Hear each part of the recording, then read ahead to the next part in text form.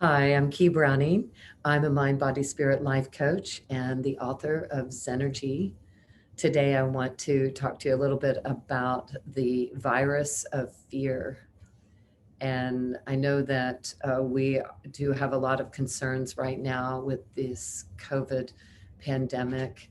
And it's just been such a very challenging year and a half. And we've seen our friends and relatives either get sick and or pass, and that does generate a lot of uncertainty and fear. Now it's time for us to get back out there, even though a year, almost a year and a half of virtual isolation. I mean, we certainly aren't moving as much as we were before, but now it's time to get back out into the world. And so the fear is like, oh, what's going to happen? I'm going to go out and see my friends and die or something horrible. I mean, like, really, the way that the ego works is that it just goes to worst case scenario.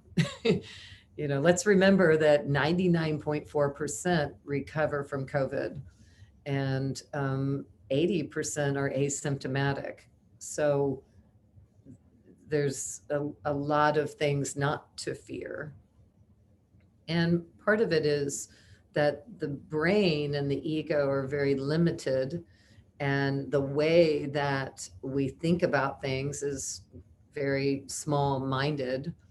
And the more that we can continue to expand our consciousness, expand our perspective, our perception, then some of the fear gets really small, like you're going to shake hands and explode. I mean, of course, that's not going to happen, but the brain will do all kinds of things in that way. The ego is all worked up. And we get worked up because we watch certain TV and play games that where people are exploding, and there's different things like that are going on for entertainment purposes. And as we are looking at this fear, we want to be questioning, like, what's the validity of it? And in our society, we don't really talk enough about death and dying. As a counselor, I've worked with a lot of people through the bereavement process. And so it's something that's more, it's just very rare. We just don't really talk about that. And death knows no age, or maybe we'd say death knows every age. And I may be younger than you, but I might go before you. So that is not any kind of, okay, I'm younger, I'm going to go later. Not necessarily. And for a lot of Americans, a lot of Christians who bury their dead, there is this, kind of the thing, like you're going down, and the person, your relative, you are going down to get buried. But we're on an escalator going up.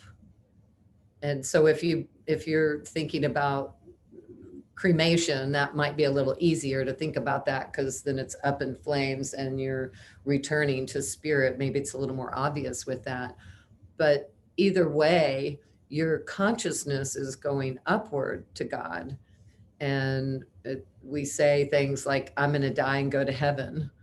So we're already talking about two things there. I'm going to die and I'm going to go to heaven. So with that notion, with that statement, we're saying I, meaning this all of who you are. So not just the ego, but the soul as well. And the soul is not in your cranium. The soul is around you. We're the hue, H-U-E. We're the hue first, human. We're human.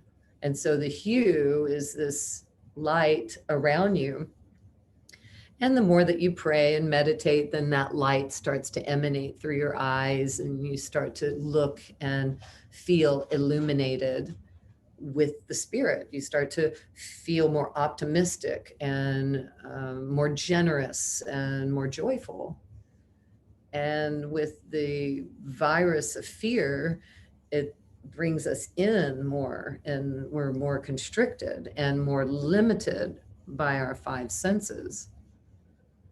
I like to bring up the five senses because maybe you've heard of a sixth sense, right? And that maybe somebody, one person in your family might have a sixth sense, might be you.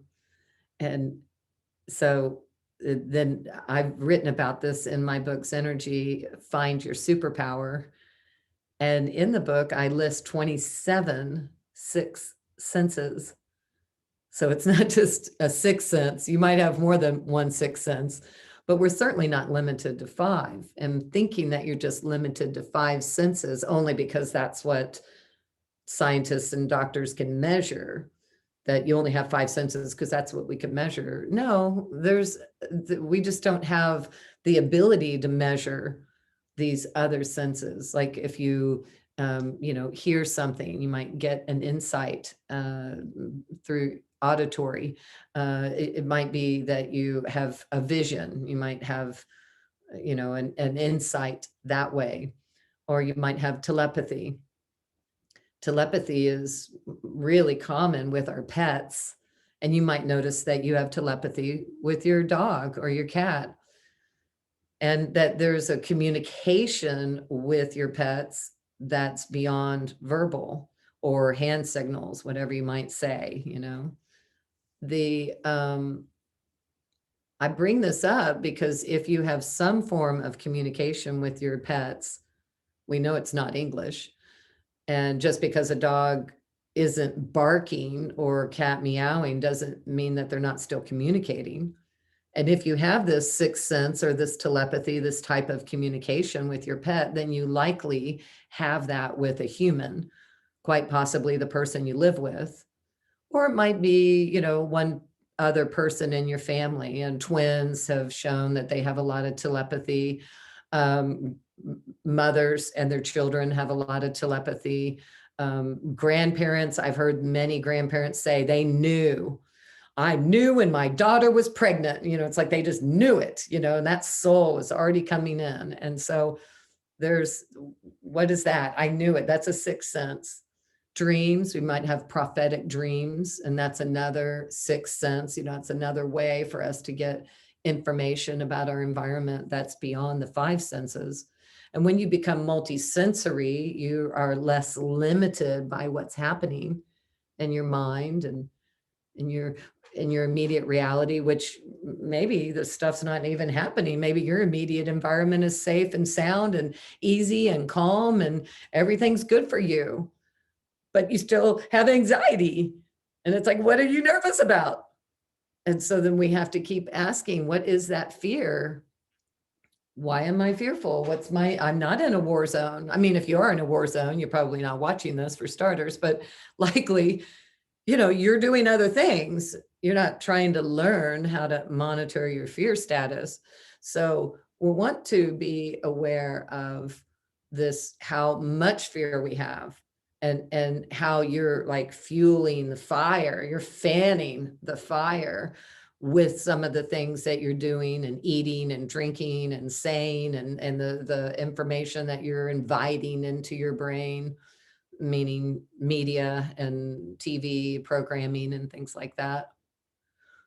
With the virus of fear, we can get taken down this road now that we were afraid, we had social anxiety before COVID, and now we have anxiety because we're not seeing anyone, so fear of isolation, uncertainty or anxiety because of that. And then now we're getting back out in the world and it's like, I have more social anxiety than I did before. And so what we want to do is try to be aware of what is it that you're saying to yourself, and where are you going with those thoughts? If we look at what's happening right now, and people are dying, there's no doubt we're in biological warfare for sure. So people are dying. But what happens to us when we die and go to heaven? When you die and go to heaven, you're graduating, you're celebrating, you're ascending, it's a good day for you. And those of us that are here, we're still struggling with this, but we know we're all on that escalator going back up to God. And so then the body will stay here because it belongs to the earth, and your consciousness, the hue of who you are, it's going to go back to God. So we were with God, and then we decided, I want to be in physical form. And so now we're living with God. Now we're living in physical form. And then we will live in heaven. We will live again. So living is continuous. We have a tendency to think about life and death, but it's really birth and death. Birth and death go together. And when you die, someone else will be born. Someone dies, someone's born. Someone dies, someone's born, right? So birth and death, those go together, birth and death, right? Living is continuous. And so when your body dies, it is a celebration. It is a moment of graduation, and you are going to a much nicer place. So that's all good news. And there's been a lot of people who have talked about this. I like to bring it up just because there's so much information on it right now. And those people who have died and come back, it's called a near-death experience. NDE, near-death experience, or those people who've had it, they're NDEers, near-death experiencers. And there's millions of people that have had the experience around the world, and there are hundreds, if not thousands, of videos on YouTube where people are sharing their story of this blissful experience. They come in contact with a presence, whatever your religion is. So if you're a Christian, you'll come to experience Christ. If you're a Buddhist, you'll come to experience Buddha. And the love, the generosity of spirit, the kindness is so fantastic. And kids and adolescents and old people and adults and everybody who have had this experience come back and tell us that there is a heaven, which is great, So when you die, wow, it's just going to get better, So that reminder can help to remove, pluck out some of these weeds in your head about dying and how horrible it's going to be when you die. It's going to be fabulous when you die. And of course, you need to get all your paperwork handled here, so you make it nice and easy for the people that are left behind, because life is hard, and it's hard when someone dies. But at least if the paperwork's handled, then that makes it just a little bit easier for the remaining family members. And I think that knowing a little bit more about the NDE is that it helps to lift some of that fear in general, because you're not deciding when you're going to die. That's decided already. And the exact way that you're going to die has been decided. So you don't have to worry about any of that. And that can lift some of the fear of you and your cranium and you trying to figure all of that out. That you don't have to. And your thoughts and all of that, it doesn't stay in your cranium. It's a vibrational frequency that's going out, and we're sending that out into our environment. So if you're sending out optimism, you of course have more joy and inner peace, and it's easier to get around. And if you're sending out pessimism or fear, then you're getting more constricted, which of course makes it much more difficult to live and have joy. So the more that we can be mindful of what we're thinking day to day, then it makes it easier for us to try to nip some of those thoughts in the bud, so that they don't then grow into some horrific experience that, because I'm going to go play cards with some friends, that now I'm going to be all freaked out for the rest of the day, or for the day prior. And if it's not the time for you to go out, then you know that it's not time for you yet. But what are the reasons for it? Now, I know some of you are very compromised. You have a very compromised immune system. So you may still need to wear a mask. You might still need to do some extra things. Maybe you do, namaste instead of shaking hands, or a nod. Hi, good morning. How you doing? And even hands behind the back. You could do it like that. Just so you're not even offering your hand. I mean, we haven't been shaking hands for a year and a half. Um, so a lot of people aren't doing that anymore. So you don't have to even do the elbow, which is kind of odd to do the elbow, because isn't that where we're told to sneeze and cough? And then you're going to elbow somebody, anyway, why even do the elbow?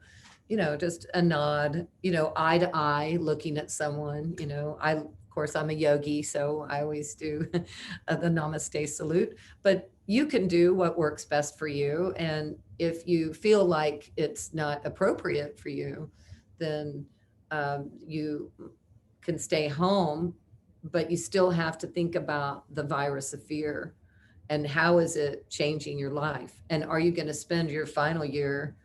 Well, we already spent the last year and a half, so hopefully that wasn't the final year for us, but are we going to spend another year in isolation and afraid of living because we don't want to die too soon? Is it too soon? We don't want to die at all. So these are the questions that I want you to ask yourself. What are you afraid of? Well, I don't want to die too soon. What is it that's on your bucket list? What is it that you still need to do? What's incomplete in your life? Only you can answer that question. A lot of times people feel like they need a little more time because they want to do certain things. So yes, you want that list of the things that you want to do and the things that you can do. I mean, you might want to, do some exotic travel around the world, but we can't do that right now. So we're just, okay, that's on the list, but that's probably not going to, happen right now, but we'll do these other 5 things. So it could be, if you like doing international things, it might be that you go to an international restaurant, that you go to restaurants that you're not familiar with. There's a really nice Ethiopian restaurant just in Cedar Park, and it's cool. It's just very awesome. Like you go in and it's just this very unusual art deco, and the decorations on the walls, and the food, of course, is great, and the people. It's just a whole nother experience. But it's just right here, 20 minutes away. So that can be something as well that you try. When we think about why we're afraid to die, it might be something else, like maybe you need to make amends to someone. Maybe there's something that's incomplete in your language, or something that you need to do for a family or a friend, or something like that, family member or a friend, something. Um, Even if someone's already deceased, you can still make amends. You don't have to make amends with somebody and then call them up and invite them out to lunch or dinner. You can have forgiveness and make amends on your own. And then, yes, some people, if they're alive, possibly you could make amends to them if that was possible, if it wouldn't make things worse. Sometimes it makes things worse. So it's not like there's a judgment that's sitting in the air of truth. That person really did that and it's true. And so that judgment, or the resentment, or the revenge, or the betrayal, or whatever, is true, and it's sitting there in your environment. It's your perception. So you can change your perception. You could offer forgiveness, and then that erases that whole thing there. Right. Uh, I mean, it sounds so easy, and it is so easy, but sometimes it's, not so simple. It could be that, like, I forgive you. And then that releases a lot of sorrow and tension and fear in you. And just saying, I forgive you, is a step in that direction toward releasing some of these unfinished things in your life. When things are more complete, and I know there's many probably listening right now who do feel content and complete. So that's great.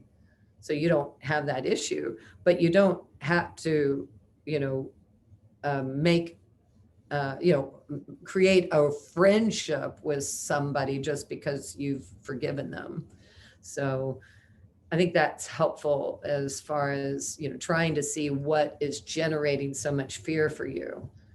And you're afraid, okay, I'm going to die, but what is unfinished? I'm going to die. I might die today. Are you good with dying today? Well, no, I want to do something else. Well, we're always going to want more time with a loved one. We're all, like you only get so many days with people you love. And that's just the way it is. And well, there's that beautiful song. I think Diamond Rio sings it, One More Day. I'm always going to want one more day. And so we don't get that choice, but can you share all the love and enthusiasm and all that emotion with that person that you love today? Can you share as much as you can today? And of course, tomorrow you have more love that you want to share with them, and not just with that person, but with a lot of people. And then there would just be that moment, and then there's no more days. So we know that there is an end, and our physical bodies are an example of that we grow from being a baby into an adolescent, into an adult, and into an older person. And so we see the changes that are going on constantly. You see the changes in our environment daily, our weather is changing constantly. So everything here is changing. And then when we pass, we are returned to this infinite space of love and acceptance with God that is not changing. So all of this is changing. So everything that's changing is temporary. And what's not changing is the love that God has for you, which is so much greater than anything a human could give you. So when we're thinking about the virus of fear, you want to be mindful of what is it that you're really afraid of? Why are you afraid to die? What do you think's happening on the other side?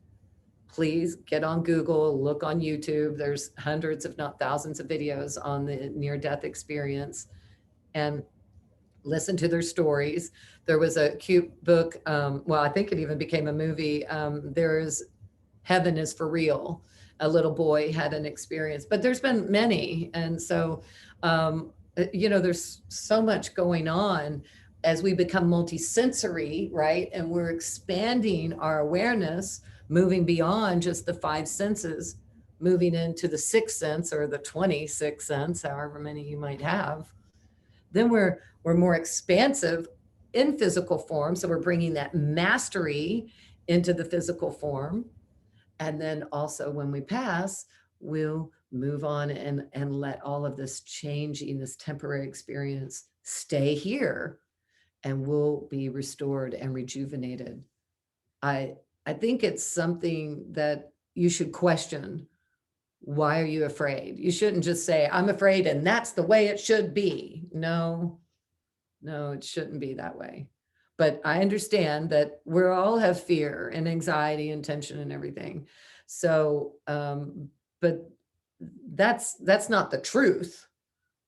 That's not the truth. That's the way it is. And that's the way it should be for every single person. No, not everybody has the anxiety and fears and uncertainty that you do, or that I do. Thankfully, not everybody has the same stuff, right? We're all different.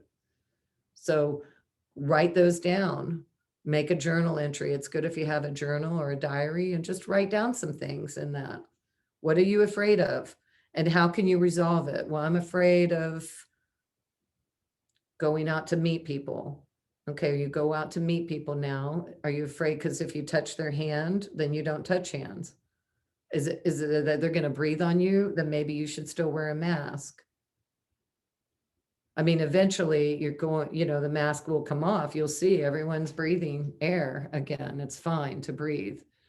Better for you to breathe air than it is for you to breathe your own CO2. If there was ever a way to make you sickly, it's to inhale your own exhale. You're exhaling debris. You're exhaling old, stale cells, dead cells that you don't need anymore. So you're selling, you're eliminating those. So then you're inhaling them again and inhaling them again. It's like you're trying to get rid of this waste. So the body is trying to give us information constantly. And the more that we can be in a state of listening, mind, body, spirit, listening to everything that's going on, the more that we can have just a greater experience all around. I do have a lot of tips on the mind, body, spirit and how to stay healthy, but which I'll do in another video. But I just wanted to do this one to talk a little bit about the fear and the virus of fear. Now it's time to let that go and be restored, be renewed, and just know that heaven is for real. And where we're going when we leave here is a much better place. Namaste.